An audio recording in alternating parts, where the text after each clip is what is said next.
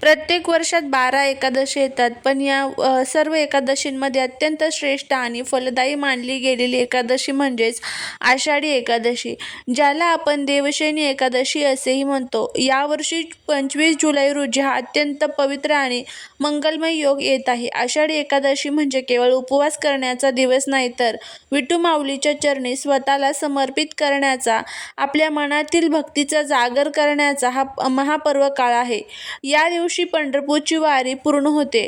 लाखो वारकरी ज्ञानोबा, तुकाराम आणि विठ्ठल विठ्ठल या मंत्राच्या जयघोषात तल्लीन होतात.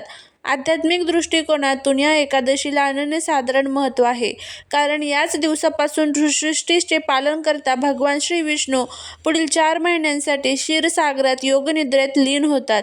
जेव्हा देव स्वतः योगनिद्रेत जातात, तेव्हा संपूर्ण पृथ्वीची जबाबदारी आणि आशीर्वाद आपल्या भक्तीवर अवलंबून असतात. म्हणूनच या दिवशी केलेली पूजा, नामस्मरण आणि घेतलेले व्रत कधीही वाया जात नाही. आषाढी एकादशीच्या दिवशी जो व्यक्ती मनोभावे विठ्ठल रुक्मिणीची आणि भगवान विष्णूची पूजा करतो, त्याच्या जन्मांजन्मांची पापे जळून खाक होतात, अशी आपल्या शास्त्रात ग्वाही दिली आहे. या पवित्र दिवशी घरामध्ये सकारात्मक ऊर्जेचा संचार कसा करावा, कुटुंबात सुखशांती कशी टिकवून ठेवावी आणि मुख्य म्हणजे आपल्या जीवनातील सर्व प्रकारच्या आर्थिक अडचणी कशा दूर कराव्यात, याची संपूर्ण माहिती आज आपण या व्हिडिओमध्ये पाहणार आहोत.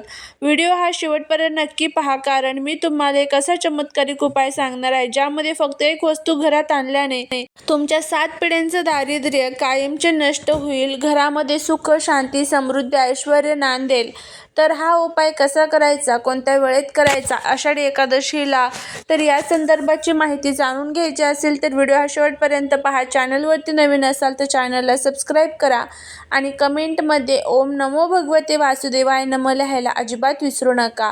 25 जुलैला केवळ आषाढी एकादशीच नाही, तर याच दिवसापासून पवित्र चातुर्मासाची देखील सुरुवात होते. चातुर्मास म्हणजे आषाढ, श्रावण, भाद्रपद आणि अश्विन या 4 महिन्यांचा काळ. हा काळ ऋतुबदलाचा असतो. निसर्गात बदल होत असतात आणि याच काळात मानवी शरीरातील रोगप्रतिकारशक्ती देखील थोडी कमी होते. म्हणूनच आपल्या ऋषीमुनींनी या 4 महिन्यात काही विशिष्ट नियम, व्रत आणि आहारांचे नियंत्रण सांगून ठेवले आहे, जेणेकरून आपले शारीरिक आणि मानसिक आरोग्य उत्तम राहील. चातुर्मासात पाळावयाचे नियम अत्यंत साधे पण प्रभावी आहेत. सर्वात महत्त्वाचा नियम म्हणजे आहाराची शुद्धता. या 4 महिन्यात कांदा, लसूण, मांसाहार आणि मद्यपान या गोष्टींचा पूर्णपणे त्याग करावा. शास्त्रात सांगितले आहे की चातुर्मासात सात्विक आहार घेतल्याने मनामध्ये तामसिक विचार येत नाहीत आणि बुद्धी स्थिर राहते. या काळात पहिल्या महिन्यात म्हणजे श्रावणात पालेभाज्या वर्ज्य कराव्यात, दुसऱ्या महिन्यात दही वर्ज्य करावे, तिसऱ्या महिन्यात दूध आणि चौथ्या महिन्यात द्विदल धान्य म्हणजे डाळी खाणे टाळावे, असा नियम आहे. या वैज्ञानिक आणि धार्मिक नियमामुळे आपले शरीर निरोगी राहते. आहारासोबतच विचारांची शुद्धता देखील तितकीच महत्त्वाची असते. चातुर्मासात कोणाची निंदा नालस्ती करू नका, घरात भांडणे, तंटे करू नयेत आणि ब्रह्मचर्याचे पालन करावे. दररोज सकाळी लवकर उठून स्नान करावे, घरात देवापुढे तुपाचा किंवा तिळाच्या तेलाचा दिवा लावावा आणि जमल्यास विष्णू सहस्रनामाचे किंवा ओम नमो भगवते वासुदेवाय या मंत्राचा जप करावा. या नियमांचे पालन केल्याने घरातील नकारात्मक शक्ती जळून जाते आणि माता लक्ष्मीचा कायमस्वरूपी वास घरामध्ये तयार होतो. प्रत्येक स्त्रीची, प्रत्येक गृहिणीची एकच इच्छा असते की तिच्या पतीला व्यवसायात किंवा नोकरीत भरपूर यश मिळावं, त्याचबरोबर तिच्या मुलांनी अभ्यासात, करिअरमध्ये मोठी प्रगती करावी आणि संपूर्ण घरात नेहमी सुख, शांती आणि समृद्धी नांदो. चातुर्मासाचा हा काळ तुमच्या या सर्व इच्छा पूर्ण करण्यासाठी सर्वोत्तम मानला जातो. जेव्हा तुम्ही या काळात घरातील वातावरण धार्मिक आणि पवित्र ठेवतात, तेव्हा त्याचा थेट सकारात्मक परिणाम तुमच्या मुलांच्या मानसिकतेवर आणि पतीच्या कार्यक्षमतेवर होतो. जर तुमच्या पतीच्या कामात सतत अडथळे येत असतील, पैसा हातात टिकत नसेल किंवा कर्ज वाढत चालले असेल, तर या आषाढी एकादशीपासून दररोज संध्याकाळी तुळशीजवळ गाईच्या तुपाचा दिवा लावायला सुरुवात करा. तुळशी माता ही साक्षात लक्ष्मीचे रूप आहे आणि भगवान विष्णूंना ती अत्यंत प्रिय आहे. ज्या घरात तुळशीची सेवा होते त्या घरातील पुरुषांचे भाग्य उजळते आणि त्यांच्या प्रगतीचे मार्ग मोकळे होतात. मुलांच्या प्रगतीसाठी, त्यांच्या बुद्धीच्या विकासासाठी आणि अभ्यासात एकाग्रता वाढवण्यासाठी चातुर्मासात मुलांना दररोज सकाळी देवाचे दर्शन घेण्याची आणि गायत्री मंत्र बोलण्याची सवय लावा. घरात होणारे विष्णू नामस्मरण आणि सात्विक वातावरण मुलांचा त्यावरती उत्तम संस्कार घडवते, ज्यामुळे त्यांची पावले कधीही वाकडी पडत नाहीत आणि ते यशाच्या शिखरावर पोचतात.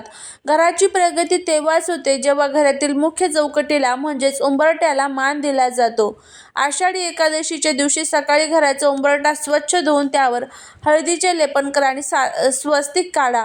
यामुळे घरात कोणत्याही प्रकारची अलक्ष्मी किंवा नकारात्मक ऊर्जा प्रवेश करू शकत नाही आणि घराची आर्थिक प्रगती वेगाने होऊ लागते.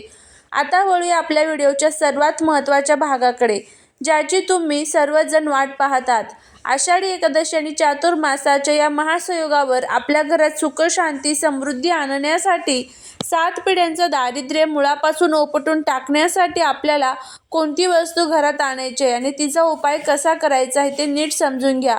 भगवान श्री हरिविष्णू आणि माता लक्ष्मीला अत्यंत प्रिय असलेली चुंबकीय शक्तिकारक पैशाला खेचून घेणारी ती पवित्र वस्तू म्हणजे दक्षिणावर्ती शंख किंवा एकाक्षी नारळ. तर बघा, तुम्हाला दक्षिणावर्ती शंख मिळाला तर तो 25 जुलैला आषाढी एकादशीच्या शुभ मुहूर्तावर आपल्या घरात घेऊन या. हा शंख साक्षात लक्ष्मीचे सहोदर मानला जातो, कारण त्याची उत्पत्ती ही समुद्र मंथनातून झाली आहे. आषाढी एकादशीच्या दिवशी सकाळी किंवा संध्याकाळी पूजा करताना एका तांब्याच्या किंवा चांदीच्या पात्रात हा शंख ठेवा. त्यावर गंगाजल आणि कच्चे दूध अर्पण करून त्याचा अभिषेक करा. त्यानंतर शंखावर चंदनाचा टिळा लावा. अक्षता आणि पिवळी फुले अर्पण करा. विठ्ठल माऊली आणि माता लक्ष्मीचे स्मरण करून शंखांमध्ये स्वच्छ पाणी भरून ठेवा. दुसऱ्या दिवशी हे पाणी आपल्या संपूर्ण घरात किंवा दरवाजावर किंवा तिजोरीच्या ठिकाणी शिंपडा. हा शंख लाल कपड्यावर आपल्या तिजोरीत किंवा देवघरात अशा प्रकारे ठेवा की त्याचे तोंड पूर्व आणि उत्तर दिशेला होईल. शास्त्रामध्ये सांगितले आहे की ज्या घरामध्ये विधीपूर्वक स्थापित केलेला दक्षिणावर्ती शंख असतो तिथे कधीही पैशाची कमतरता भासत नाही. हा शंख घरात येताच घरातील गरिबी, वास्तुदोष, पितृदोष कायमचे नष्ट होतात. पतीच्या व्यवसायाला गती मिळते, मुलांची प्रगती होते आणि 7 पिढ्यांचे दारिद्र्य संपून घरात अखंड लक्ष्मीचा वास सुरू होतो. जर तुम्हाला शंख आणणे शक्य नसेल, तुम्ही 11 गोमती चक्र आणून ते पिवळ्या कपड्यात बांधून आपल्या तिजोरीत ठेवू शकता. यामुळे तोच धनलाभ मिळतो. तर अशा पद्धतीने आपल्याला हे जे 2 उपाय आहेत तर ते करायचे आहे. यापैकी कोणती एक वस्तू तुम्ही आणू शकता, ज्यामध्ये तुम्ही दक्षिणावर्ती शंख आणा किंवा मग गोमती चक्र जरी आणले तरी देखील चालू शकतं. पण आपल्याला आषाढी एकादशीच्या दिवशी हा उपाय आवर्जून करायचाच आहे. आता आषाढी एकादशीच्या दिवशी आपल्याला अजून काही नियम पाळायचे आहे, ज्यामध्ये घरामध्ये चुकूनही भांडण, कटकट, वादविवाद करू नका. मुलांना सुद्धा मारहाण करू नका किंवा अपशब्द अजिबात घरामध्ये बोलू नका. भगवान विष्णूंची पूजा करण्याचा प्रयत्न करा. अशा पद्धतीने हे छोटे छोटे नियम आपल्याला पाळायचे आहेत. जर तुम्हाला हा व्हिडिओ आवडला असेल तर व्हिडिओला लाईक करा. चॅनलवरती जर तुम्ही नवीन असाल तर चॅनलला सबस्क्राईब करा आणि असेच माहितीपूर्ण नवनवीन व्हिडिओ पाहण्यासाठी बेल आयकॉनला देखील प्रेस करा. भेटूया पुढच्या एका छानशा नवीन व्हिडिओत एका नवीन माहितीसोबत. तोपर्यंत सर्वांना श्री स्वामी समर्थ.